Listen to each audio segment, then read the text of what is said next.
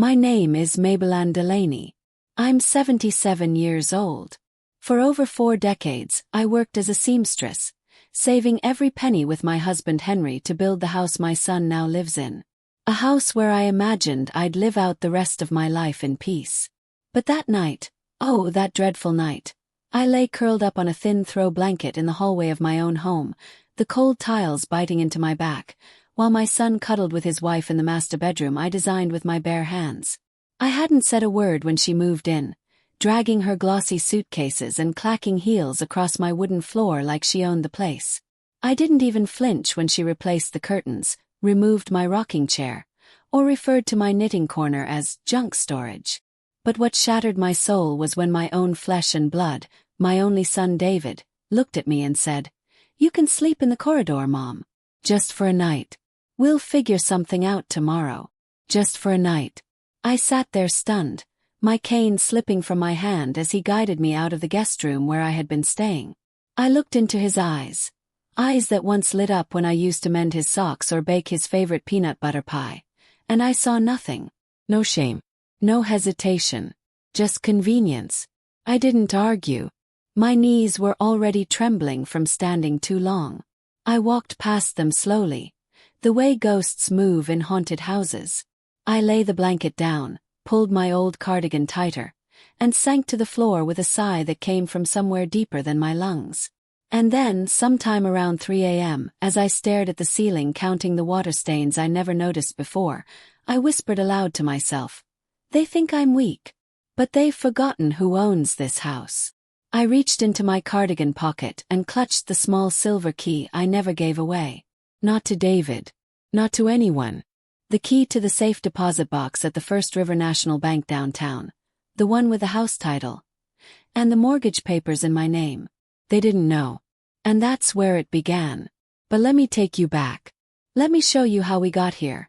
How a mother's love built an empire. And how that love was betrayed piece by piece until it became something else entirely. Something colder, something sharper. It started 25 years ago in the spring, when Henry was still alive and our garden bloomed like magic. But before I take you there, let me ask, what would you do if your child threw you into the corridor of your own home? Would you fight? Or would you freeze the mortgage account like I was about to? Because that night changed everything. But it wasn't even the worst part. The worst part was yet to come. To hear what happened next, stick with this story. Like, comment, and subscribe because what happened to me can happen to anyone. And the way I rose. They never saw it coming. Our garden bloomed like magic that spring. Henry and I had just finished paying off the last of the home's initial construction loan. We built it ourselves, a 1-story ranch-style home with a wraparound porch and a basement Henry used as his workshop. The kitchen opened to the dining room, and the hallway walls were lined with framed memories. Our wedding photo, David's graduation, a crayon drawing he gave me when he was 5 that said, "Mom is my sunshine." I remember standing on the porch with Henry back then, sipping tea, watching David mow the lawn, and thinking, this house will always be his safe place. My legacy. My shelter for him, even after we're gone. I didn't know back then that sometimes the people you raise with love grow into strangers with hands that snatch and mouths that cut deep. After Henry passed, things changed. David still visited, but it became less frequent. He got married, moved into a condo downtown with his new wife Nicole, and only called when he needed money for emergencies. That sounded a lot like weekend getaways. Still, I kept helping him. A mother never stops hoping her child will come around. Then one day, David showed up with his arm around Nicole and a suitcase in his other hand. "Mom," he said, "we're in a tough spot.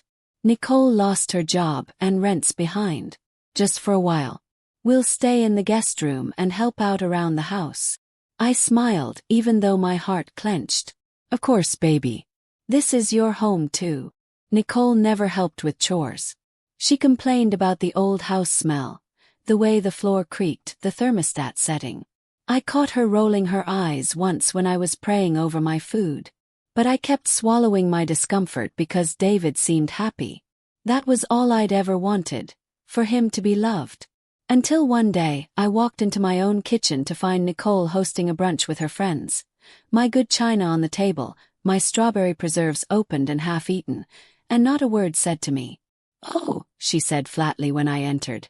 "David said you wouldn't mind." That was the beginning of me becoming invisible in my own house. I stayed quiet, but I noticed the small things disappearing. My knitting basket, the cross my mother gave me, the rocking chair that Henry built. Replaced. Donated. Decluttered, Nicole called it. One morning I heard them talking through the wall. "She doesn't need that room," Nicole said. "She barely moves around anyway." "She's my mom," David muttered. "But yeah, I'll talk to her. Just for a while." And that night I was told I could sleep in the corridor. I didn't fight. I didn't scream. I walked to the hallway, past the photo frames. Some now turned backward on the shelf, and I laid myself down like a dog. But I couldn't sleep. Not just from the cold. From the ache. The betrayal. The memory of holding David in my arms when he had asthma attacks and thinking I would trade my life to see him breathe easy. Now he could barely look me in the eye. Around 3 a.m. I pulled myself up, crept into the kitchen, and made myself a cup of tea. My hands shook as I poured the water, but not from age. From rage. From the storm quietly building inside me. And as I sat there sipping my lukewarm tea, I remembered something. Papers. The house wasn't just mine in spirit, it was legally mine. Henry had insisted the title stay in my name when we finalized the refinance years ago. David didn't know that. And neither did Nicole. The mortgage was still active. I had refinanced to help David go to grad school. School he eventually dropped out of to become an entrepreneur, whose ideas never made it past the planning stage. I'd been paying the mortgage quietly, using a portion of my pension and the little savings I had left. That key in my pocket. It opened a box that held not just the deed, but leverage, power. And I suddenly realized, maybe I couldn't yell loud, maybe I couldn't run, but I could type, could log in, I could press a button. I waited until dawn. When Nicole and David were asleep, I sat at my desk and opened the laptop. I hadn't used it in months. The screen lit up slowly, flickering like it had a pulse of its own. I logged into my bank account. There it was. The automatic payment for the mortgage. Scheduled to clear that week. Cancelled it. I deleted the payment schedule. Then I sent an email to my lawyer. Yes, I had a lawyer. Henry and I hired him years ago for estate planning. His name was Charles McIntyre, and he was the kind of man who used phrases like bulletproof trust and ironclad clause. I typed, "Earls, I need to initiate ownership protections immediately. Let's freeze the mortgage and ensure no one else can make changes to the account or claim the property. I'll explain everything in person. It's urgent. Maybelline." Then I shut the laptop and waited. Nicole woke up first. I heard her flip-flops slapping against the tile. She saw me sitting upright in my cardigan sipping my tea. Her eyes narrowed. "You're still here," she said, like I was mildew she thought she'd scrubbed off. "I live here," I said calmly. "That hasn't changed." She scoffed and walked past me like I was invisible. But she didn't know. I had just pulled the first thread that would unravel everything she thought she had. The next day, David knocked on my door with a new tone, an edge. "Hey Mom, I noticed something. The mortgage portal said payment failed. Did you change the account?" I smiled without smiling. I thought I'd review the ownership. Something felt off. He stared at me, jaw tightening. "You're not thinking of kicking us out, are you?" I didn't answer. That silence was louder than 1,000 words. Later that evening I found Nicole on the phone. "Yeah, it's in her name. But she's old. She's not gonna do anything crazy. She can barely walk to the mailbox." She didn't know I was behind the door, recording every word. And that was when I knew. I wasn't just going to take back my house. I was going to take back my life. But I needed to play this right. I needed to wait for the eviction notice. If you've ever been pushed into a corner by the ones you love most, then stay with me. Because what's coming next is the part where the mother they ignored becomes the woman they'll regret crossing. Please like, comment, and subscribe so you don't miss next chapter.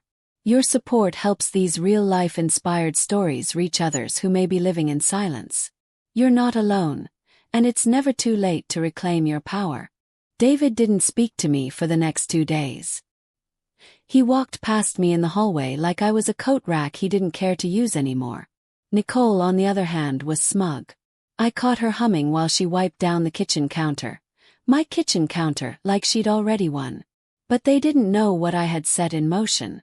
I had frozen the mortgage account, contacted Charles, and given notice to the bank that all property decisions must be approved in person, by me, the sole title holder. No one could move funds. No one could adjust payment plans. It was all frozen solid, like the smile I gave them when they offered me leftover toast without butter that morning. Still, I stayed quiet. Waited. I let them think they were winning. And in that silence, I noticed everything. David's hands shook when he logged into his laptop. Nicole checked the mailbox twice a day, likely expecting bills or documents she'd normally hide from me. I knew that look. Desperation disguised as confidence. But the best trick I had ever learned in my 77 years on this earth was that you don't need to raise your voice to be heard. You just have to speak last. That Friday, my lawyer Charles called. We've locked the mortgage account and added an alert to the property registry. No one can refinance or sell it under your nose, Mabel. You're completely protected. I exhaled slowly. Thank you. I'm ready for the next step. You're sure? I nodded, even though he couldn't see me. They put me in the corridor, Charles. In my house. There was a silence on the line. Then it's time, he said. We'll prepare the eviction documents next. Yes, I was evicting my son and his wife. And yes, it tore at something inside me, something maternal, something old and soft. But that softness had been bruised black. And I knew if I didn't stand up now, I'd never get the chance again. The day the legal envelope arrived, I left it neatly on the kitchen counter. I didn't say a word. I went back to my room, no longer the corridor, and watched through the crack in the door. Nicole was the one who opened it. Babe, she called, her voice shaky. You need to read this. David joined her at the counter. I watched his brow furrow as he scanned the paper. His face turned a shade I'd never seen before. Part embarrassment, part fury, part disbelief. She's evicting us, Nicole whispered. She can't, David snapped. This is my house too. But he knew. Deep down he knew. He just didn't want to know. He stormed into my room without knocking. Are you serious? He said, waving the letter. You're throwing us out. I looked up from my knitting. I'm reclaiming peace. You're my mother. How could you, after everything I've done for you? I raised an eyebrow. What exactly have you done for me, David? He stammered, blinked, and threw the paper onto my lap. Unbelievable, he muttered before storming out again. I heard Nicole crying in the living room, but the sound didn't move me. Not anymore. My tears had dried the moment they stepped over me in the hallway, treating me like an afterthought. That night they didn't speak to me. They whispered behind closed doors, probably calling friends, Googling, can a parent evict their child? Maybe even plotting. But I had already taken precautions. Charles had filed for formal notice, and with the account frozen, they couldn't pay their way into staying. They were tenants at will, and I was the landlord now. But I still hadn't told you the hardest part, had I? The hardest part was remembering the boy David used to be. When he was 10, he built a Mother's Day card out of cardboard, glitter and glue and wrote inside, "I'll protect you forever, Mama." Where had that boy gone? Had I loved him too much? Or just not the right way? The day before the sheriff was to serve the official notice, David came to my door again. This time no shouting. No arrogance. He sat on the edge of my bed like he used to when he had nightmares. "Mom," he whispered, "please don't do this. Nicole's pregnant." My breath caught. I turned to look him in the eye. "And you were going to let the mother of your child sleep in the corridor next week too?" He flinched. "I didn't think." "No," I interrupted. "You didn't. And I did. For years. Thought for you. Paid for you. Gave for you. You stopped thinking the moment you realized you could take from me. Tears welled in his eyes. I messed up. Yes, you did, I whispered. And I love you. I always will. But love without boundaries becomes slavery. He looked down at his hands that once held my apron strings, now balled into fists of regret. We'll go, he said finally. You have 7 days, I replied. Nicole didn't look at me the entire week. She moved like a shadow, silent, avoiding eye contact, as if I might shatter if she acknowledged me. But I didn't shatter. Cleaned my kitchen. Baked my pies. I played gospel music on Sunday morning and hummed while I swept the porch. By Thursday, their bags were packed. I stood at the door, watching them load their car. David paused before closing the trunk. He walked back up the steps slowly. I don't deserve your forgiveness, he said, eyes full of shame. No, I replied. But you might earn it. Someday. He opened his mouth, then closed it. A single tear rolled down his cheek. And then they drove away. I stood in the silence of my reclaimed home and took the deepest breath I'd taken in years. But peace, I soon learned, doesn't always last long. Because a week later, I received a letter in the mail that made my knees buckle and my heart thunder with dread. It wasn't over. Don't miss next chapter, because what David's wife did next will leave you speechless. If this story moved you, encouraged you, or reminded you of someone you know, please like, comment, and subscribe. This isn't just a story. It's a mirror for those living in silence. The envelope was thin, cream-colored. No return address. I found it wedged awkwardly between my electricity bill and a church flyer in the mailbox. My fingers trembled slightly as I tore it open. I assumed it was some delayed legal document from the eviction process. But no. It was from Nicole. Written in her carefully slanted handwriting on embossed stationery. To the woman who thinks she's won. We may be gone from your house, but don't think you've silenced us. Enjoy your empty walls, your dusty air, and your pitiful sense of victory. You've made an enemy, and I don't forget. See everything. N. There was no apology.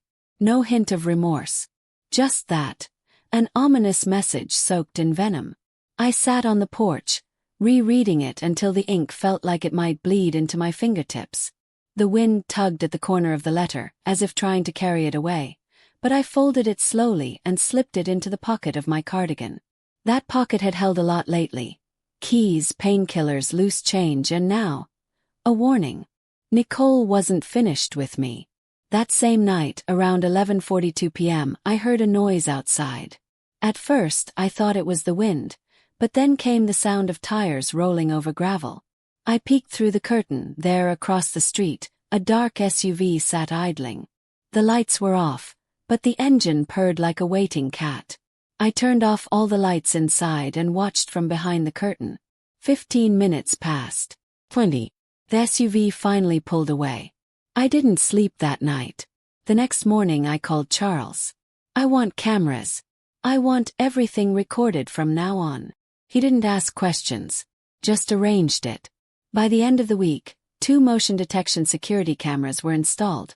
One above the front door and another covering the driveway and mailbox. A third sat discreetly behind the flower bed facing the back gate. I didn't tell anyone. Not even my neighbor Glenda. And she's the town's walking broadcast tower. Waited. And I didn't have to wait long.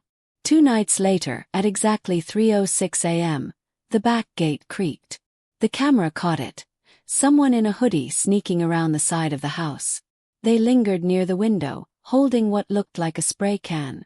The next morning I found it. Red paint streaked across my kitchen window. Just one word. Thief. The audacity stunned me. I had housed them, fed them, tolerated them, and now they called me the thief. I printed the footage and walked it to the sheriff's station myself. Sheriff Bailey, a wiry woman with a sharp jawline and a history of breaking up bar fights at the local VFW, squinted at the video.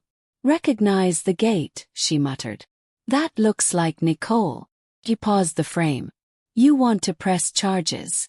I stared at the screen for a long time. "Not yet." "Why not?"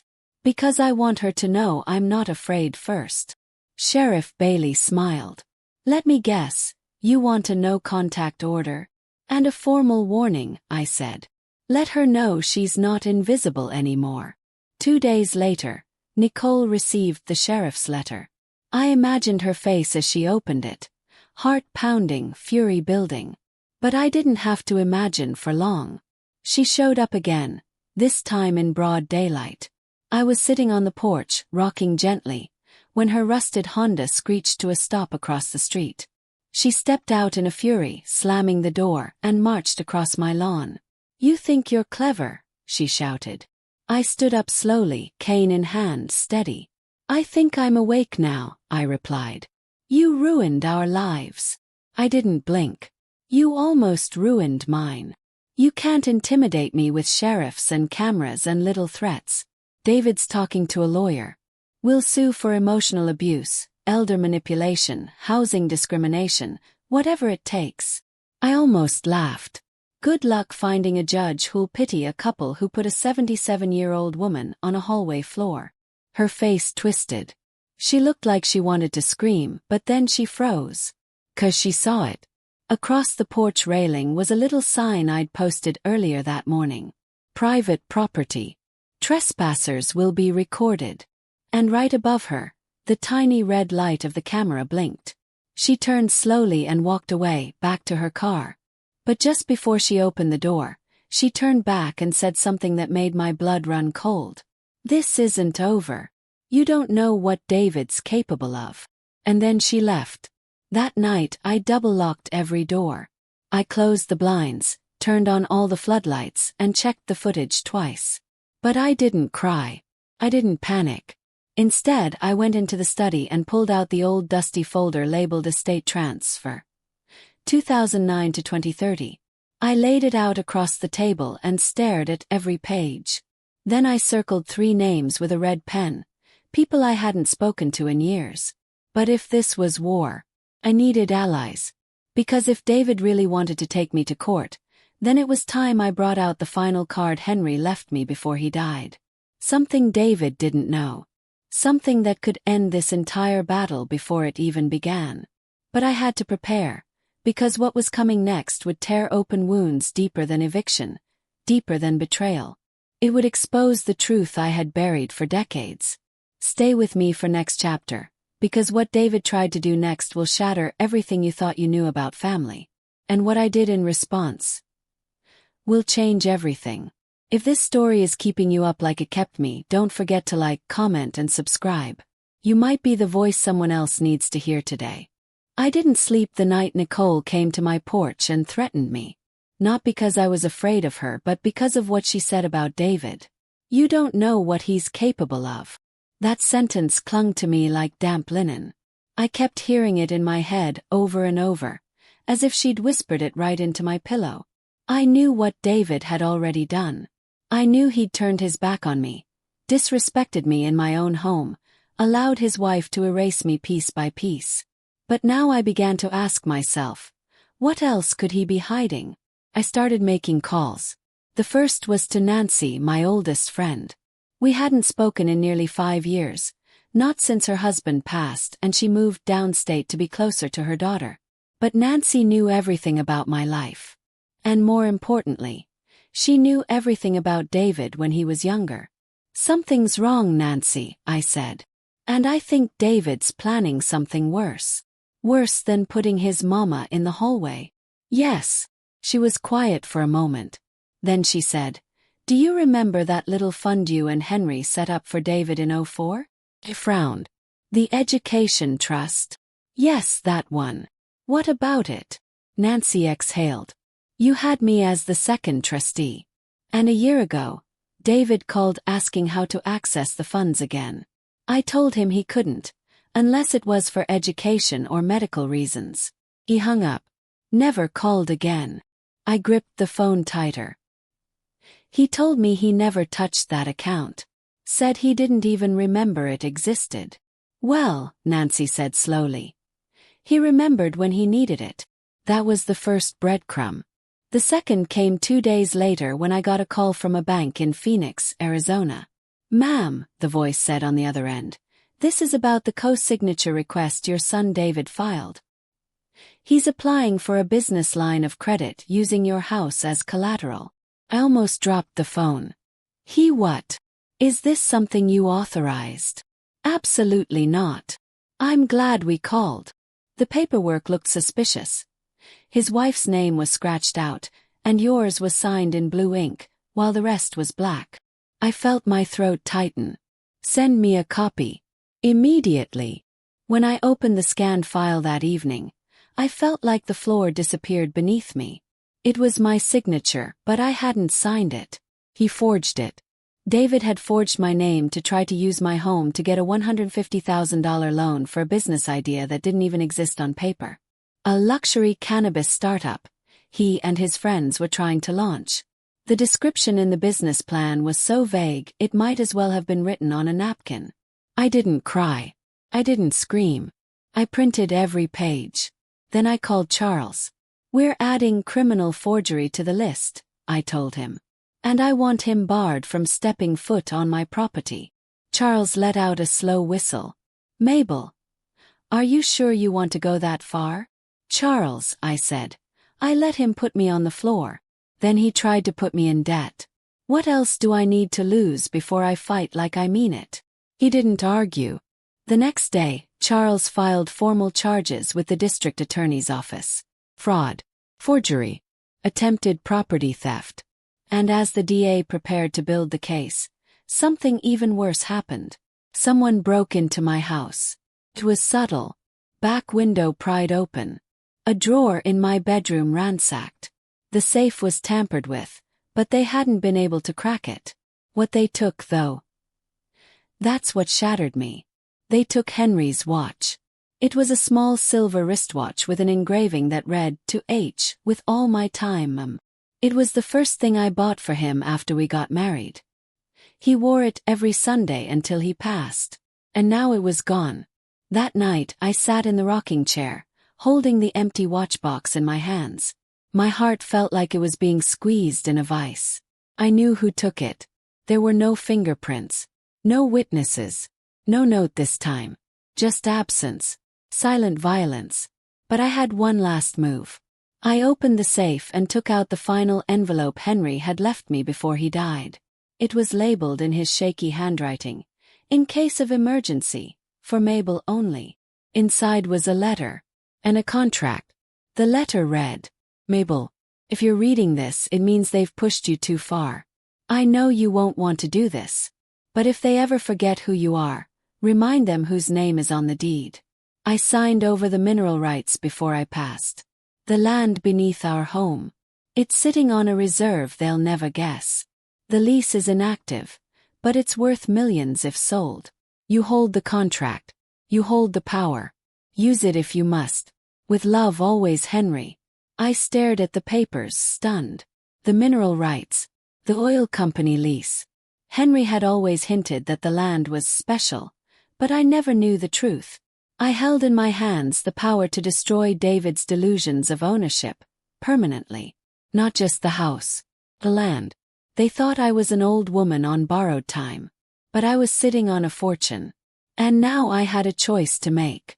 Burn them with it, or buy back my peace alone. But I wouldn't get to decide just yet. Because as I stood from my chair, the phone rang. It was the sheriff's office. "Mabel Ann, you need to come down to the station. There's been a development with your son." "What kind of development?" I asked, my voice already trembling. "He's been arrested. And it's not just for forgery." Froze. "What is it for?" I whispered. There was a pause. "Attempted bribery of a state official. And that's not the worst part. He used your name as collateral again. This time with forged IDs. My knees buckled. I sat slowly, the papers from Henry still in my lap, and knew one thing for certain. This wasn't just a son gone astray. This was war. Next chapter will reveal what happens when a mother is forced to testify against her only child in court, and the secrets that come out will leave you breathless. Like, comment, and subscribe if this story touches your heart. Some betrayals run deeper than blood, but so does justice. I never imagined the day would come when I'd sit across from my own son, not at a family dinner, not at a holiday gathering, but across a cold steel table inside a sheriff's department holding room. The station smelled like bleach and regret. The walls were a faded gray, and the fluorescent lights buzzed overhead like angry hornets. Sheriff Bailey led me into the interview room and sat me down gently. "He asked to see you," she said. "But you don't have to talk to him if you're not ready." I clenched my cane and nodded. I need to hear what he has to say. When David walked in, he wasn't the boy I raised or the man who once laughed in my kitchen. He looked hollow. His eyes were sunken, his shirt wrinkled, his jaw twitching with nerves. He didn't speak at first. I sat. Then finally, in a voice I barely recognized, he muttered, "I never meant for it to get this far." I stared at him, silent. He leaned forward, his cuffed hands shaking. "I thought I could fix it before anyone noticed. I didn't know Nicole," she kept pushing. "Said if we didn't act fast, someone else would take everything from us." "You mean from me?" I said flatly. He winced. "I'm sorry, Mom," he whispered. I studied him. "Are you sorry for what you did, or for getting caught?" He didn't answer. Sheriff Bailey came back into the room minutes later with a file folder. "We've got video footage, falsified documents, and witness statements from the bank." David was trying to coerce an assistant loan officer into pushing through paperwork. Offered him a cut of the profits. I kept my hands folded in my lap. "Do you want to press the full charges?" she asked me gently. "We can recommend leniency due to family ties." I turned to look at David, who was staring at the floor like a boy who dropped a vase. And then I said something that shocked even myself. "Yes, press the full charges." He looked up stunned. "Mom, I gave you every piece of me," I said. "And when you were done using it, you tried to sell the scraps. But I'm your son." "No," I said, rising to my feet. "You're a grown man who made choices. And now you face them." The court date was set within a week. The town whispered. Everyone from the church choir to the grocer at Malone's market had an opinion. Some called me brave. Some called me heartless. A few just shook their heads and said, "What a shame." I stayed silent. I didn't explain myself. But the weight of it crushed me every night. When I climbed into bed, I stared at the ceiling and remembered cradling David after Henry's funeral. How he cried like a child even though he was nearly 30. How I promised him he'd always have a home. But now I realized, I had confused love with permission. I had raised a son who thought forgiveness was infinite, and consequences were optional. The courtroom was small. The bench seats were hard. Nicole didn't show up. I didn't expect her to. David stood in front of the judge, shoulders slumped, wearing a suit that didn't fit. And when I took the stand, the courtroom went quiet. I could barely speak above a whisper. "My son forged my signature," I said. "He tried to use my home to get a fraudulent loan. He broke into my house. He stole the last thing my husband gave me." The prosecutor nodded. "And do you believe he would do it again?" I looked at David. "Yes," I said. "If he thought he could get away with it." David flinched like I'd slapped him. When I stepped down from the witness stand, I didn't return to my seat. I walked out of the courtroom and sat alone on the front steps. I didn't need to hear the rest. He was sentenced to 6 months in county jail and 2 years probation. A light sentence, the judge said, due to lack of prior convictions and the family nature of the crime. But the damage was already done. Nicole filed for divorce a week later. She didn't bother calling me. But I didn't want a conversation. I wanted distance. But there was one last thing I had to do. I met with Charles again and told him it was time to activate the clause in Henry's estate contract. The one tied to the mineral rights under our land. Charles raised his brows. "You sure?" "Yes," I said. "I want to lease it. But not to the highest bidder." He tilted his head. "Then to who?" "To the Veterans Housing Initiative. Let them build on the land. Homes for wounded soldiers." Henry would have wanted that. You'll be giving away millions. I'll be reclaiming peace. 2 months later, the papers were signed. Half the land was leased to the state. The rest was donated outright. And my name was etched into a plaque that read, "The Mabel Ann Delaney Veteran Sanctuary, a place to heal." I stood there at the ribbon-cutting ceremony, holding back tears, knowing I had turned betrayal into blessing. But just as I walked back to my car, I saw someone waiting on the curb. David. Out of jail. Tired. Alone. "Mom," he said softly. I didn't answer. I have nowhere to go. I looked at him for a long time. Then I reached into my bag and handed him an envelope. Inside was a one-way bus ticket and a note. "Find your way. But not through me." And I walked away. But I didn't cry. Not this time. Because this wasn't the end. It was the beginning of the chapter one finally wrote for myself. But next chapter will show you the price of peace, and the unexpected knock on my door that almost undid it all. Like, comment, and subscribe if you believe it's never too late to take your life back. And remember, silence is not strength. Speaking up is. It had been 6 months since the trial. The house was finally quiet again. My mornings were spent in peace, watering my geraniums, humming hymns, and sitting on the porch with a book in one hand and a cup of tea in the other. The wind no longer carried tension. The walls no longer echoed with passive aggression or false apologies. I had peace. But peace is a delicate thing. It doesn't knock, it drifts like perfume. And just as it arrived gently, it was taken. Started with a phone call. "Mrs. Delaney," the voice said. "Yes. This is Anna Walters. I'm calling from Grace Haven Children's Services." My heart skipped. I tightened my grip on the phone.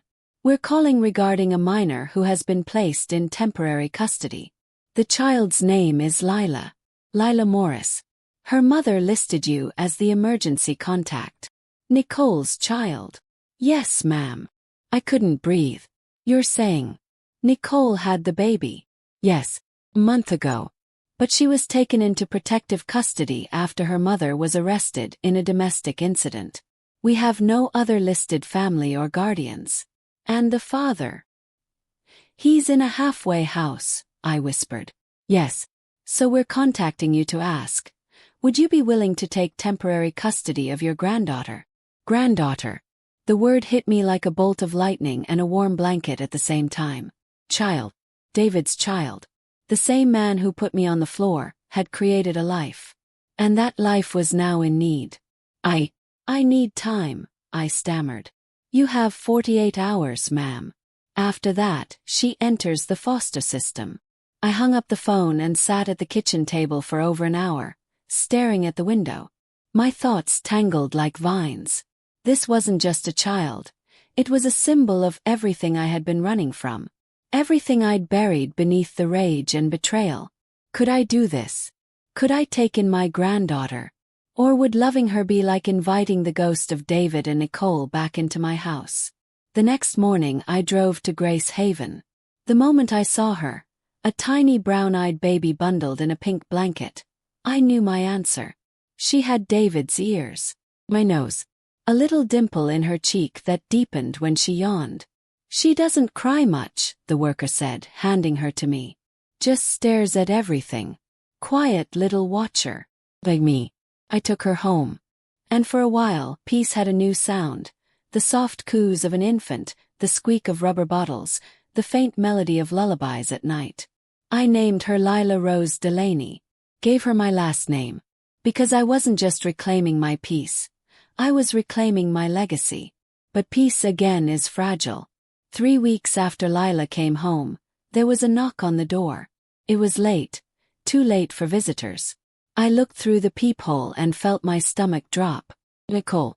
She looked thinner, wilder, her eyes darting like she hadn't slept in days. I didn't open the door. She started shouting. "You stole her. You had no right." I stayed silent. "She's mine, Mabel. Mine." My hand shook as I called 911. "She's trespassing," I told the dispatcher. "And I'm afraid she'll try to take the child." Within minutes, the sheriff arrived. Nicole screamed as they cuffed her, her voice ragged. "I'll get her back. I'll fight you till my last breath." I stood on the porch, holding Lila close to my chest, rocking her gently. "Not if I fight first," I whispered. The next morning, I filed a formal petition for permanent custody. Charles guided me through every document. "She's your legal heir now," he said. "Are you prepared for that responsibility?" I looked at the sleeping baby in my arms. "I wasn't prepared for betrayal, Charles. But I survived it." He smiled. "Then you'll survive this too." Nicole fought hard, filed motions, hired a lawyer, claimed I manipulated the system, that I brainwashed David, that I orchestrated everything to steal her baby. But truth doesn't need theater. And in court, the judge saw what mattered. Home, stability, safety. A grandmother who had already given up everything, and was willing to do it again. The gavel came down with finality. Full custody granted to Maybelline Delaney. Visitation suspended pending psychiatric evaluation of the mother. Nicole collapsed in the courtroom. But I didn't watch her. I looked down at Lila, who smiled in her sleep. But as I carried her out of the courtroom, a man stepped in front of me. A man I hadn't seen in almost a year. "David." "Mom," he said, eyes filled with something I couldn't quite read. "You're not supposed to be here," I said coldly. "I know," he whispered. "I just wanted to see her. Just once." I hesitated. "She's not ready to meet you." "I get that," he said. "But one day when she asks, will you tell her I tried?" I looked at him for a long moment. Then I said, "I'll tell her you came." And I walked past him. Because some peace is earned by not going back. But next chapter will uncover the most painful truth of all. David's final move. And the letter he left that might undo everything I rebuilt. If you believe in second chances, but only when they're earned, don't forget to like, comment, and subscribe. Because even healing has its battles. For 3 months, everything was still. Lila's tiny fingers wrapped around mine like ivy. Her eyes followed me everywhere I went. She began to giggle when I read her stories, even though she didn't understand the words. I decorated the spare bedroom with clouds and lullaby lyrics. I bought a used crib and painted it the same soft blue Henry once used on David's old toy chest. It felt like life had finally exhaled. Until the package came. There was no return address, just my name written in a hurried scrawl on the front of a thick, padded envelope. I opened it slowly. Inside was a letter, folded in half. Beneath it, a sealed document in a legal envelope. The letter was from David. Mom. If you're reading this, it's because I knew I couldn't say it to your face. I'm leaving town. Maybe for good. I messed everything up. I don't deserve to be anyone's father, least of all Lila's. But I found something before I left. Something I wasn't supposed to see. I know you've tried to protect me all my life. But some truths need light, even when they hurt. Open the envelope. I'm sorry for everything. David *. I held the envelope in my hand for nearly an hour before I dared open it. And when I did, my breath caught in my throat. Inside was a copy of Henry's original will. A version I had never seen. My heart raced as I scanned the first page. And then I saw it. David was listed, not just as a beneficiary, but as a co-owner of the property. There was a signature from Henry, a notary seal, date.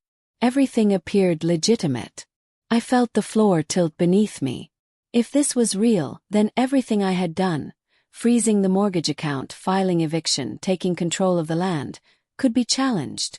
David had never known about it. But now he did. And the fact that he gave it to me, instead of using it, confused me. I drove to Charles's office with the letter and document in hand. He examined the will, flipping page after page with furrowed brows. This isn't the will we filed after Henry passed," he muttered. "I know." He looked up at me. "It's real. The seal checks out. But it was never processed. There's no record of this version being submitted to probate court. Somehow it never got entered. I swallowed hard. So what does that mean? It means Henry may have changed his mind later. The will you executed, the one we filed, listed you as sole owner. If this was found earlier, it could have caused serious legal trouble. My hands trembled. Why would David give this to me now? Charles tapped the envelope thoughtfully. Maybe for once he did the right thing. I sat there in stunned silence. David could have used the document to fight me in court. He could have dragged me through hearings, appealed the custody case, even stalled the lease of the land. But he didn't. He walked away. Later that night, I sat on the porch holding Lila in my arms, staring out at the garden Henry once planted. And I cried. Not because of the fear. Not because of the will. But because I realized something I wasn't ready to face. David had tried to make peace. Not with apologies. Not with flowers. But by surrendering the one thing he had left that could still hurt me. I read his letter again. I noticed something I'd missed before. Some truths need light, even when they hurt. I sat with those words, playing them over in my head like a song with no melody. Then I remembered something. An old shoebox in the back of the attic. It hadn't been touched in years, since before Henry passed. I climbed up, flashlight in hand, heart pounding. The box was still there. Inside were letters. Dozens of them. All addressed to Henry. All unopened. But one was different. It was addressed to me. The handwriting was childlike. Wobbly, unsure. It was from David. I opened it with shaking fingers. I heard you and Dad fighting again. I don't want you to be sad. I know he hides stuff from you. I saw a paper he didn't show you. I'll keep it in my box until you want it. Love. David, age 11. Asterisk. My breath caught. David had seen Henry's original will. And somehow, he had held on to it all these years. He hadn't forgotten. He hadn't forged it. He remembered it. And when the time came, he chose to give it back. The next day I called every lawyer I knew. I had Charles draft a final affidavit, formally reaffirming the current deed in my name, with a clause ensuring Lila's sole inheritance of the house and the land. I filed it that same day. Then I sat down and wrote David a letter. David, you gave me truth. Now I'll give you grace. Thank you for returning the document. Could have destroyed us both. I hope you find a life worth living. And if Lila ever asks, I'll tell her you gave her a future by letting go of the past. Mom asterisk. I mailed it to the last address he gave on file, a post office box 2 towns over. I don't know if he'll ever read it, but I know what it cost me to write it. And that's enough. But next chapter will reveal how Lila changed my life forever. And the unexpected knock that would test everything I thought I knew about forgiveness. If this story moved your heart, please like, comment, and subscribe. The ending is near, but not the end of hope.